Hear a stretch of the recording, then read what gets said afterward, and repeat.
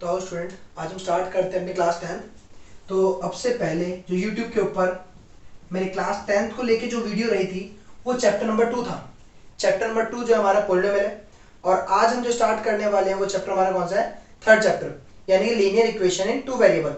तो जिस किसी बच्चे को सेकंड चैप्टर में कोई भी डाउट हो या किसी बच्चे ने लास्ट वीडियो ना देखी हो तो वो सेकंड चैप्टर की वीडियो देख सकता है चैनल पर जाकर। और अगर अच्छी लगे तो लाइक शेयर और सब्सक्राइब भी करें। ठीक, तो आओ हम स्टार्ट करते हैं अपना चैप्टर नंबर थर्ड।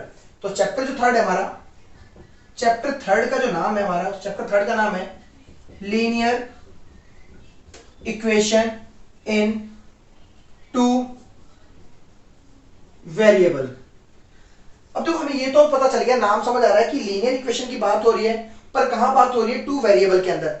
तो सबसे पहले मैं एक बार दोबारा से एक्सप्लेन करता हूं वेरिएबल के बारे में। तो वेरिएबल क्या होते हैं?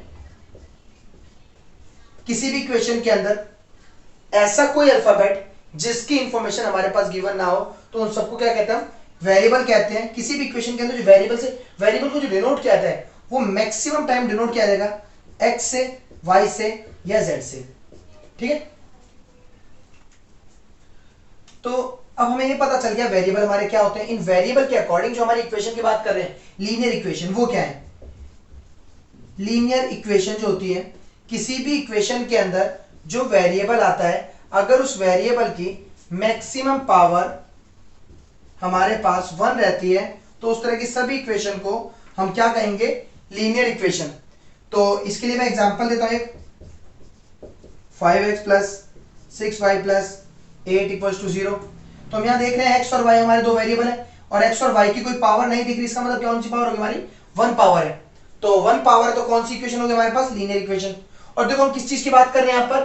टू वेरिएबल की। तो यहां देखो वेरिएबल भी एक और एक दो वेरिएबल आ रहे हैं, तो इसी फॉर्म में हम सारी इक्वेशन के बारे में स्टडी करने वाले हैं। तो इसकी एक जनरल फॉर्म और बताता हूं मैं। जनरल फॉर्म क्या होती है हमारी? A X plus B Y plus C equals to 0। तो ये थी हमारी क्या? जनरल फॉर्म और हमारी लीनियर इक्वेशन के बारे में। देखो हमारी जो अगर एनसीईआरटी के अकॉर्डिंग पढ़े तो 3.1 के अंदर कुछ वर्ड प्रॉब्लम है 3। तो अभी मैं पहले वर्ड प्रॉब्लम के बारे में स्टडी नहीं करेंगे, हम पढ़ेंगे इनके रिलेशन के बारे में। तो इनके रिलेशनशिप कैसे हैं वो देखो, वो समझाता हूं। एक बार आप ये नोट कर लीजिए, फिर मैं इनके रिलेशनशिप के बारे में एक्सप्लेन करता हूं। अब अगर हम बात करते हैं इनके रिलेशनशिप के बारे में, तो रिलेशनशिप क्या होते हैं? अब देखो यहां पर ना रिलेशनशिप की जो बात कर रहे हैं, यहां हम दो तरह की इक्वेशन देखते हैं। जैसे मैं यहां पे एक बार लिख देता हूं, एक इक्वेशन है a1x plus b1y plus c1 equal to 0। एक इक्वेशन है a2x plus b2y plus c2 equal to 0। तो हमारे पास दो इक्वेशन गिवन है, और यहां जो इनके कोफिशिएंट है वेरिएबल के, इनके रिलेशन को चेक किया जाता है। तो इनके रिलेशन कैसे हैं? देखो पहला केस हमारा फर्स्ट है, तो मैं केस 1 लिख देता हूं यहां पर। ठीक है, इसके बारे में कर रहे हैं। तो यहां पर a1 अगर a1 upon a2 does not equal आता है b1 अपॉन b2 के, तो उस टाइम पर वो जो इक्वेशन का रिलेशन जो आ रहा है वो किस तरह की इक्वेशन होती है हमारी?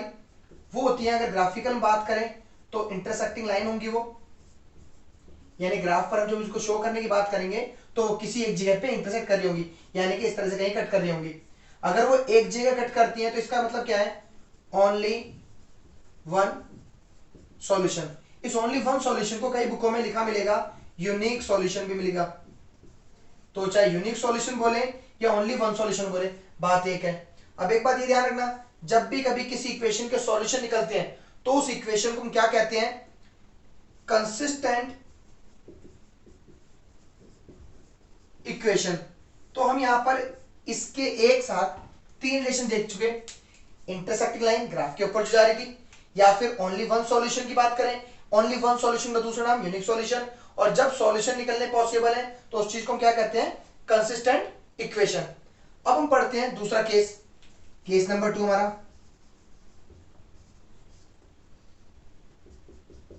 केस 2 क्या है हमारा?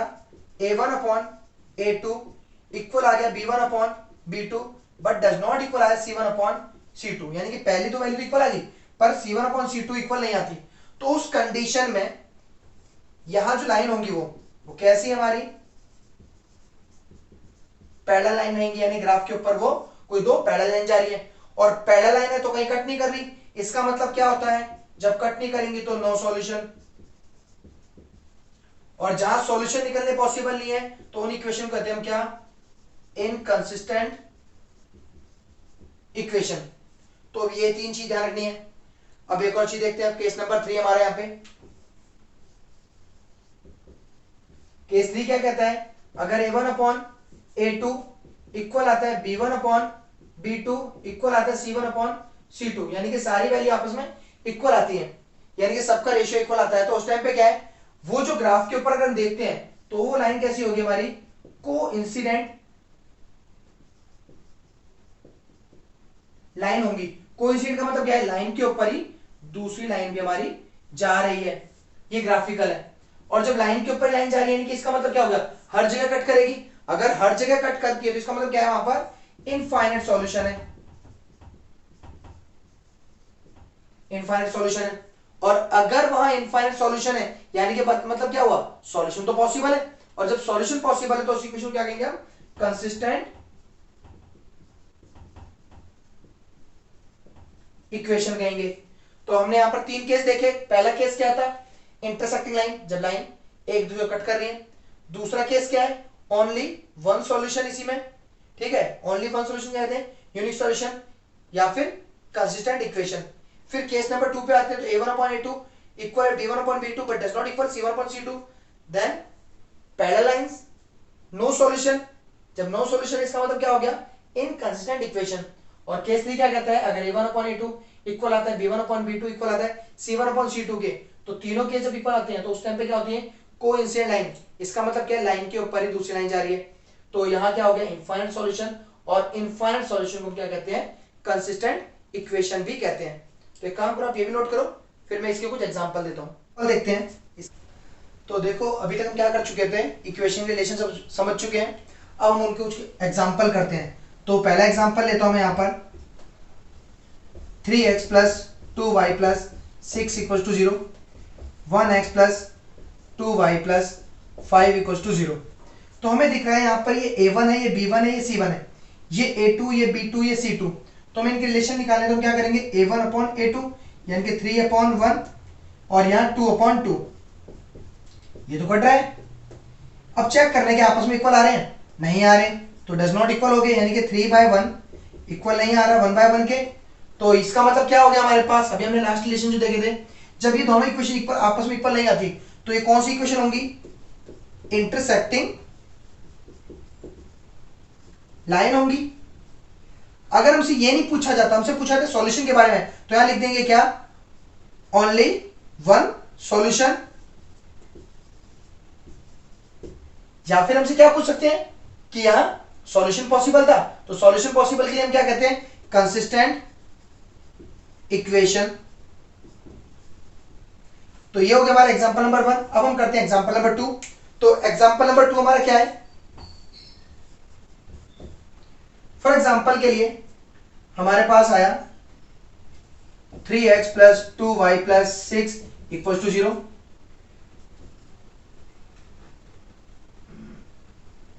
6x plus 4y plus 5 equal to 0। तो अब हम जब यहां देखते हैं तो हमारे पास a1 की वैल्यू कितनी है, 1, 3, b1 2, c1 6, a2 6, b2 4, c2 5। तो a1 अपॉन a2 यानी कि 3 अपॉन 6, b1 अपॉन b2 यानी कि 2 अपॉन 4। तो चेक करते हैं 1 पे 2 पे, ये 1 पे 2 पे, जब ये दोनों इक्वल है तो हम c को भी इन्वॉल्व करेंगे।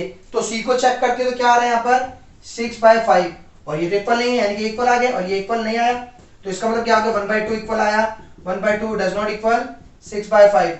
इसका मतलब क्या हो गया हमारे पास, ये दोनों इक्वल है, a1 अपॉन a2 इक्वल है b1 अपॉन b2 के, but does not equal c1 upon c2।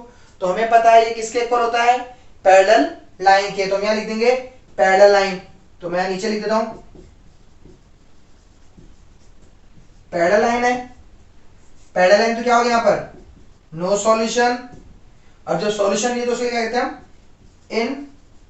Inconsistent equation भी कहते हैं। तो हमें जो पूछा जाएगा उसके अकॉर्डिंग आंसर दे देंगे। तो अब एक एग्जांपल नंबर 3 करते हैं। तो एग्जांपल 3 हो गया हमारे पास, x plus 2y plus 3 equal to 0, 2x plus 4y plus 6 equal to 0। a1 की वैल्यू 1 अपॉन a2 यानी कि 2, b1 की वैल्यू 2 अपॉन b2 यानी कि 4, c1 की वैल्यू अपॉन तो 1/2, तो ये 1/2 इक्वल आ गए। यहां भी चेक करते हैं, ये भी इक्वल आ गए, तो आपस में तीनों इक्वल आ रहे हैं। जब तीनों इक्वल होंगे तो हम क्या कहेंगे, ये लाइन होती है हमारी को इंसिडेंट लाइन।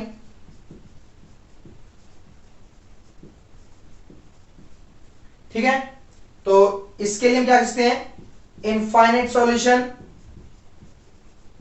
और जब सॉल्यूशन इनफाइनाइट तो क्या, इसका मतलब क्या है, कंसिस्टेंट इक्वेशन भी है।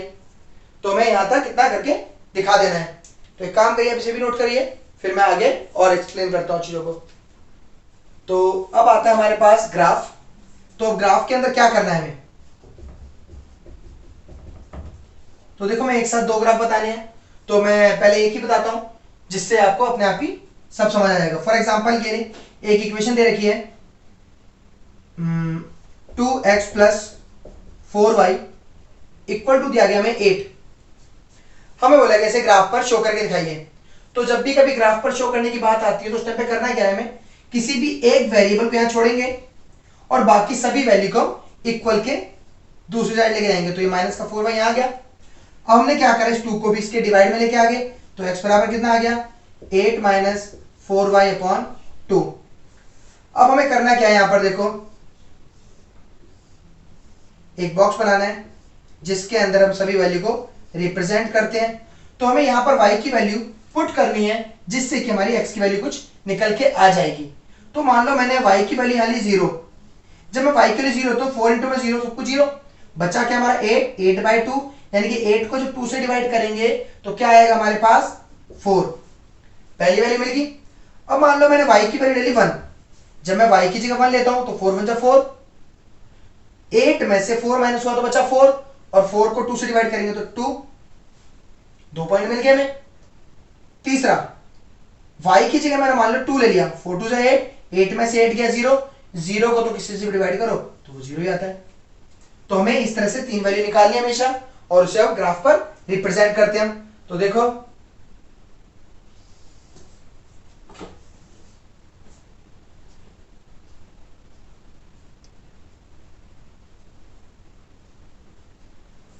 वन टू थ्री फोर 5 6 7, ये हमारा प्लस का x है।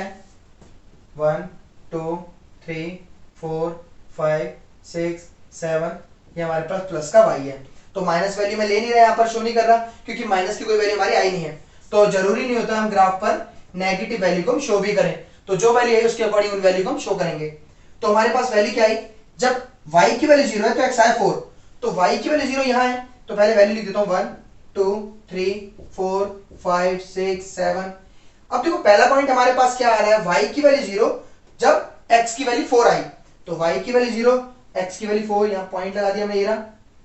दूसरे लिए क्या है हमारे पास, y की वैल्यू 1 तो x की वैल्यू कितनी आई 2, यानी कि y की वैल्यू 1 तो x की वैल्यू कितनी आ रही है 2। अगला क्या निकला हमारे पास, जब y की वैल्यू 2 तो x की 0, तो x 0 है y 2 है, ये रहा। अब करना क्या रह गया, इन तीनों पॉइंट्स को जोड़ ज्वाइन कर देंगे और ये हमारे पास इक्वेशन आ गई इस ग्राफ की। ठीक है, तो हमारे पास इस ग्राफ की इक्वेशन में यहाँ पे शो करना है हमेशा 2x plus 4y equals to 8। तो एक बार आप नोट कर लीजिए। बाकी एक चीज और बताता हूं, चलो कभी कभी हमसे ये पूछ लेते हैं कि find the area of the triangle, ठीक है, बिटवीन द एक्सिस। तो यहां पर एक्सिस, तो हमसे मान लो पूछ लिया गया फाइंड द एरिया, तो एरिया ऑफ ट्राइंगल निकालने के लिए हमारे पास एक फॉर्मूला क्या है, ये फॉर्मूला 1/2 बेस इंटू में हाइट। तो देखो बेस हमारे पास 1 पॉइंट 2 पॉइंट 3 पॉइंट 4, यानी बेस मिल गया हमें 4 unit, height 1 unit 2 unit, height मिल गया हमें 2 यूनिट, तो 2 से 2 आंसर कितना है 4 स्क्वायर यूनिट। तो हमसे ये भी एक चीज पूछ ली जाती है। तो अब देखो हमने यहां तक आज तक क्या क्या पढ़ लिया, इक्वेशन के बारे में पढ़ लिया और हम एक चीज और पढ़ चुके ग्राफ के बारे में। तो आप इनकी घर पे प्रैक्टिस कीजिए, अगर डाउट आते हैं तो मुझे कमेंट बॉक्स में बताइए। ठीक है, तो चैनल को लाइक सब्सक्राइब जरूर करिए। Okay bye. Thank you.